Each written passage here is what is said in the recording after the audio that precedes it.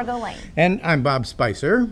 And this is your Lake of the Ozarks news update brought to you by Lake TV and LakeExpo.com and sponsored by YC Powersports. Today we're going to talk about strong storms that did major damage at the lake. A boat runs aground, seriously injuring the pilot. A local fisherman hooks a big catch. A teen was shot and killed over the weekend. Authorities think it was an accident. Lake Area Industries celebrates Memorial Day. Lake TV's William Holtz with this year's winner of Sing Your Heart Out. And of course, a look at Lake Race. We'll get all that and more after we look at what's happening this weekend. This Sunday, the Ozark Jazz Society is hosting a special program featuring world-class ragtime pianists Jeff Barnhart and Brian Holland. That's happening at Osage National Golf Resort in Lake Ozark. The music starts at 6:30, but you can also come early and enjoy a dinner buffet at 5. Tickets are $10 for members and $12.50 for non-members. The 38th annual HK's Hospital Benefit Golf Tournament is this weekend. This year's event benefits Lake Regional Family Birth Center and will help them buy new fetal heart monitors. On Saturday, the fundraiser kicks off at 5 with a pairing party, silent auction at the Lodge of Four Seasons. Later that night at 6:45, they'll have a live auction with Mike Kelly. He's the voice of the Mizzou Tigers as the MC, and the golf tournament's being held at the Cove Golf Course Clubhouse with shotgun start at 7:45 a.m. and 1 p.m. The Laurie Gun and Knife Show is also this weekend. That will be at the Laurie Terrace Mall. It runs from 9 a.m. to 5 p.m. this Saturday. Make sure to come check out the knives and guns, all shapes and sizes that are available to buy, sell, or trade. Admission is $5 a person, and kids 12 and under get in free with a parent. This weekend, speed hits the water in a big way with Lake Race. It kicks off on Thursday at 4 p.m. with the Festival of Speed in Osage Beach. A section of Osage Beach Parkway west of the Grand Blaze Bridge will be closed for a street festival featuring speedboats, classic cars, motorcycles, and a vendor village. On Friday, race fans can experience everything unique about the lake. Race at the Meet and Greet Street Party on the Bagnell Dam Strip. Shuttle service will begin at 4 p.m. and be available throughout the weekend. And on Saturday, it's time for the big event.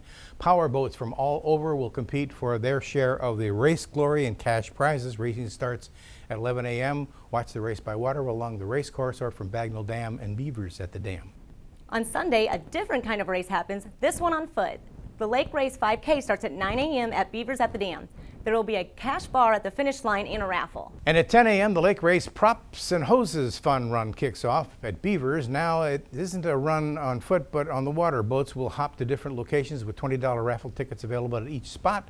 Raffle winner will be announced at a 50-50 drawing at Redhead Yacht Club that afternoon at 4 o'clock. That's just some of what's happening at the lake this weekend. Go to LakeExpo.com for a complete list of events. And coming up, storms blow through the lake and do a lot of damage, and one lucky fisherman gets the catch of a lifetime. All that coming up after a word from YC Powersports. On the road, on the trail, or on the water, if you're looking for heart-pounding performance and fun, head for YC Powersports in Osage Beach. The biggest and best brand names in the field, along with incredible selection and unrivaled service. Make this year at the lake the best it can be with a visit to our showroom in Osage Beach, and coming soon, our new relocated showroom in Columbia. Take a look at YCPowersports.com too. Summer fun is just waiting for you at YC Powersports in Osage Beach and Columbia. Here, and we have got our Sing Your Heart Out finale champion. It's Buff, and for the third straight year he places. This time you get the crown. What's this mean to you, brother? It's amazing. You know, all my friends in the world showed up here tonight. You know, I had the Naughty Fish crew, I had my regulars, I had my Captain Ron's crew. Everybody cheering their heart out. They wanted to hear me sing. They were here, and I think I did a great job, and they were here to back me. One thing about singing, Buff, you certainly did a great job. It's about crowd interaction, and I'll tell you what, not only did you work the crowd, but they absolutely ate you up. Sweet Caroline, the times never seem so good. Well, Buff, we're kind of going to miss you because now that you've won the competition, you're actually not eligible. Are you still going to follow the competition and come hang out with us next year? Well, I'll tell you what, this contest is ran by one of the greatest bars I love, and that's Captain Ron's. My friend DJ Kyle, making sure I'm Roger Hugh.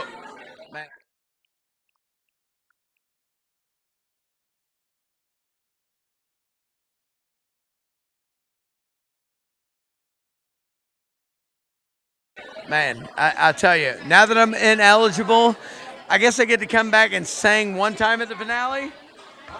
Yeah, so I get to sing one time in a finale. So guys, thank you so much. It's been a pleasure being part of it. That is Buff, and that is your 2016 Sing Your Heart Out finale champion. We're here at Captain Ron's. Listen to the crowd. You hear it, folks. Buff, congrats, buddy. Thank you very much. Thank you, guys.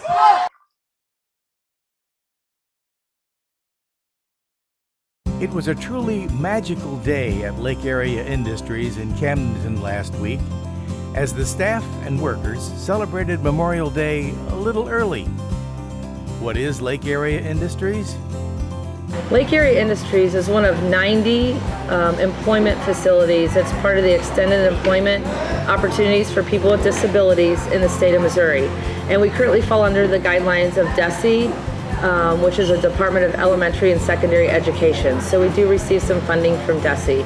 Our primary funding streams come from contracts in the businesses that we run here at Lake Area. And our mission is to provide employment for people with disabilities, but at the same time giving them skills and supports they need to reach their greatest potential.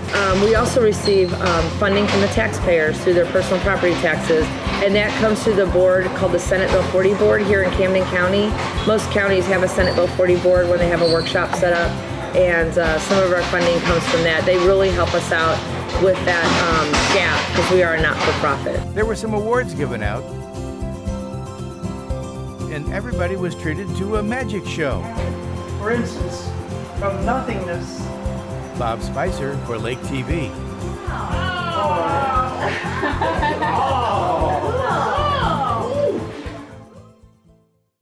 What's been happening at the lake? Well, here's a look at some of the major stories from last week.